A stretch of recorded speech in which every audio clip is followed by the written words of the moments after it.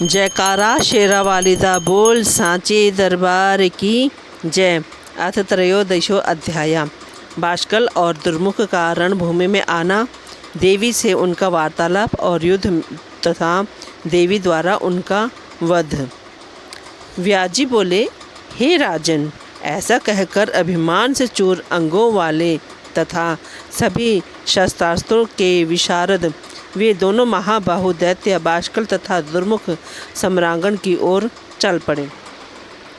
इसके बाद वे दोनों मदोन्मत्त दानव समरभूमि में पहुंचकर मेघ गर्जन के समान गंभीर वाणी में देवी से कहने लगे, हे देवी, हे सुंदरी, जिन महान महिषासुर ने सभी देवताओं पर विजय प्राप्त कर ली है, सभी दैत्यों के अधिष्ठाता उन नरेश महिषासुर का आप वरण कर लें।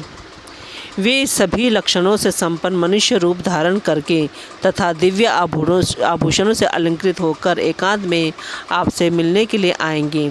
हे सुंदर मुस्कान वाली देवी, उन्हें पति के रूप में स्वीकार कर लेने पर आपको तीनों लोकों का वैभव निश्चय ही प्राप्त हो जाएगा। अतः हे कांते, उन महिषासुर के प्रति आप अपने मन में परम प्रेम भाव रखिए। हे कोकिल भाषिनी, महान पराक्रमी महिषासुर को अपना पति बनाकर आप स्त्रियों के लिए अभीष्ट अद्भुत सांसारिक सुख प्राप्त करेंगी। देवी बोली, अरे दुष्ट, क्या तुम यह समझ रहे हो कि यह कोई काम मोहित बुद्धिहीन तथा बल रहित नारी है? मैं उस मूर्ख महिषासुर की सेवा कैसे कर सकती हूँ? कुलीन स्त्रियाँ कुल, चरित्र तथा गुण में समानता रखने वाले एवं रूप, चतुरता, बुद्धि, व्यवहार, क्षमा आदि से विशेष रूप से संपन्न पुरुष को ही स्वीकार करती हैं। ऐसी कौन देवरूपनी नारी होगी जो कामातुर होकर पशु रूपधारी तथा पशुओं में भी अधम महिष को अपना पति बनाना चाहेगी? हे बाष्कल और दुर्मुख, तुम लोग तत्काल अपने राजा महिषासुर के पास जाओ और हाथी के समान विशाल शरीर वाले तथा श्रृंगधारी उस दानव से मेरा संदेश कह दो। तुम पातालोक चले जाओ अथवा यहाँ आकर मेरे साथ युद्ध करो। संग्राम होने पर ही इंद्र निर्भय हो सकते हैं, यह निश्चित है। मैं तुम्हारा वध करके ही जाऊंगी। बिना तुम्हें मारे मैं नहीं जा सकती। हे महामूर्ख, यह समझकर अब तुम जो चाहते हो वैसा करो। हे चतुष्पाद, बिना मुझको पराजित किए पृथ्वी के किसी भी भाग में, अंतरिक्ष या पर्वत की गुफा में कहीं भी अब तुम्हें शरण नहीं मिलेगी। व्याजी बोले, देवी के ऐसा कहने पर क्रोध से तमाए नेत्रों वाले वे दोनों दैत्य धनुष बाण लेकर युद्ध करने के लिए तैयार हो गए। वे भगवती जगदम्बा भी गंभीर गर्जना करके निर्भीक भाव से विराजमान थीं। हे कुरुनंदन, वे दोनों दैत्य घनघोर बाण वृष्टि करने लगे। भगवती जगदम्बा भी देवताओं की कार्य सिद्धि के निमित्त अत्यंत मधुर नाद करती हुई उन दोनों दानवों पर बाण समूह बरसाने लगीं।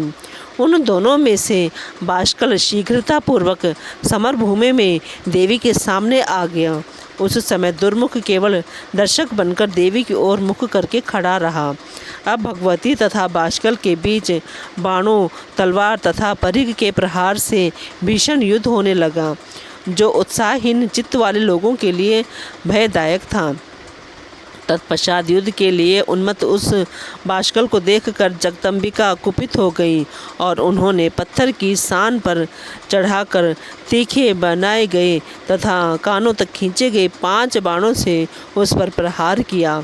उस दानव ने भी अपने तीक्ष्ण बाणों से देवी के बाणों को काट दिया और पुनः सिंह पर विराजमान भगवती पर 7 बाणों से प्रहार किया। देवी भगवती ने उसके बाणों को काटकर पानी चढ़ाकर तीक्ष्ण किए हुए 10 बाणों से उस दुष्ट पर प्रहार किया और वे बार बार जोर जोर से हंसने लगीं।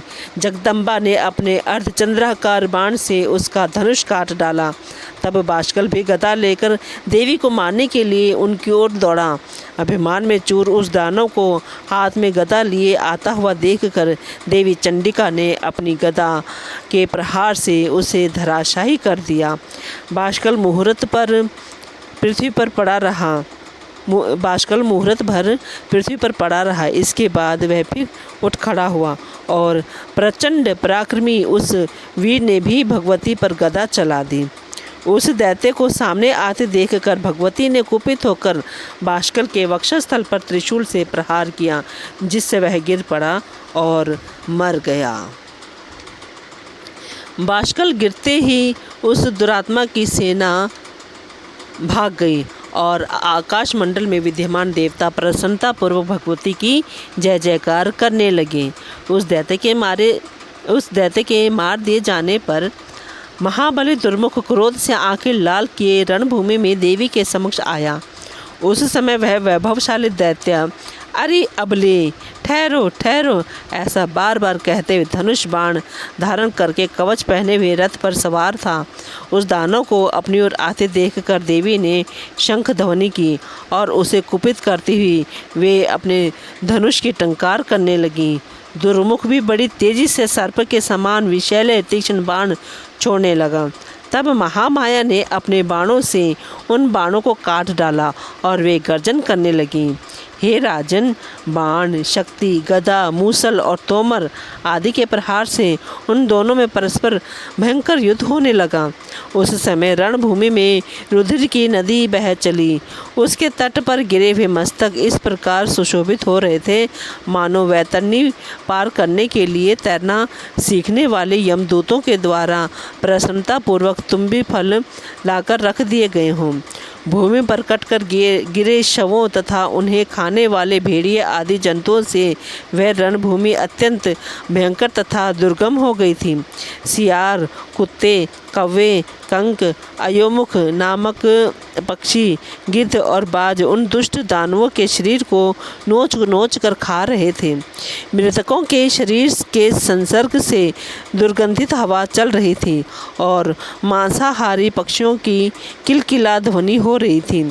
तब काल से मोहित वह दुरात्मा दुर्मुख अत्यंत क्रुद्ध हो उठा और गर्व के साथ अपनी सुंदर भुजा उठाकर देवी से कहने लगा, हे चंडिके, हे मूर्ख बाले, भाग जाओ, नहीं तो मैं तुम्हें अभी मार डालूंगा। अथवा हे वामोरु, मद से मत महिषासुर को स्वीकार कर लो। देवी बोली, अब तुम्हारी मृत्यु समीप है, तभी तुम मोहित होकर ऐसा प्रलाप कर रहे हो। अभी मैं तुम्हें भी उसी प्रकार मार डालूंगी जैसे मैंने इस बाष्कल को मार डाला है। हे मूर्ख, भाग जाओ, और यदि तुम्हें मृत्यु अच्छी लगती हो तो रुके रहो। तुम्हें मारने के बाद मैं मूर्ख महिषासुर का भी संहार कर दूंगी। देवी का वह वचन सुनकर मरणोन्मुख दुर्मुख भगवती चंडिका के ऊपर भीषण बाण वृष्टि करने लगा। भगवती ने भी कुपित होकर अपने तीक्ष्ण बाणों से उस बाण वृष्टि को तत्काल व्यर्थ करके उस दैत्य पर उसी प्रकार आघात किया जैसे इंद्र ने वृत्रासुर पर किया था। अब उन दोनों में बड़ा भीषण युद्ध आरंभ हो गया, जो कायरों के लिए भयदायक तथा वीरों के लिए उत्साहवर्धक था। देवी ने बड़ी फुर्ती के साथ उसके हाथ में स्थित धनुष को काट डाला और उसी तरह अपने 5 बाणों से उसके उत्तम रथ को छिन्न भिन्न कर दिया। रथ के नष्ट हो जाने पर महाबाहु दुर्मुख अपनी भयानक गदा लेकर पैदल ही भगवती चंडिका की ओर दौड़ा। उनके पास पहुंचकर उस महाबली दैत्य ने सिंह के मस्तक पर गदा से प्रहार कर दिया, किंतु महाशक्तिशाली सिंह गदा से मार जाने पर भी अपने स्थान से विचलित नहीं हुआ। उसी समय जगदम्बा ने हाथ में गदा लिए हुए उस दुर्मुख को सम्मुख उपस्थित देखकर अपनी तीक्ष्ण धार वाली तलवार से उसके किरीट युक्त मस्तक को काट दिया। मस्तक कट जाने पर दुर्मुख जमीन पर गिर पड़ा और मर गया। तब देवता परम प्रसन्न होकर देवी की जय जयकार करने लगे। दुर्मुख के मर जाने पर आकाश में विद्यमान देवता भगवती की स्तुति करने लगे, उन पर पुष्प बरसाने लगे तथा उनकी जय जयकार करने लगे। रणभूमि में उस महान दानव को मरा हुआ देखकर ऋषि, सिद्ध, गंधर्व, विद्याधर और किन्नर आनंदित हो उठे। बोलो जयकारा शेरा वालिदा, बोल सांचे दरबार की जय।